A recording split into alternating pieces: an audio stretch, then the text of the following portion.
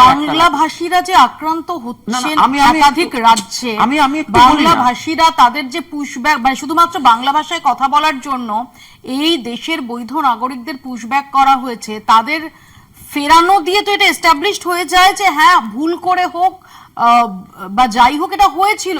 সেক্ষেত্রে একজন বাংলা ভাষী হিসেবে তুমি মনে করো না যেটা গুরুত্বপূর্ণ? না না, আমি একটা কিসের জন্য গুরুত্বপূর্ণ আমি বলছি, প্রশাসনিক সিদ্ধান্তের জায়গাটা কোথায়।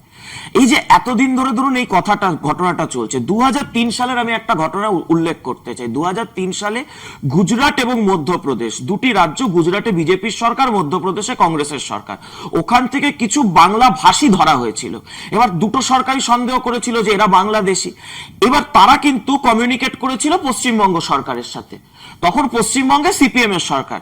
তারা কিন্তু ডিএম দের সাথে মানে আজকে কিন্তু কাউকে রাতারাতি পুশব্যাক করা হয় না। আজকে ধরা হলো, ধরুন আমাকে ধরলো, কালকে আমাকে পুশব্যাক করবে না, তার জায়গা, তার নথি, তার ডিটেল সবকিছু নেওয়া হবে এবং তারপর সেই রাজ্যের সাথে কমিউনিকেট করা হবে।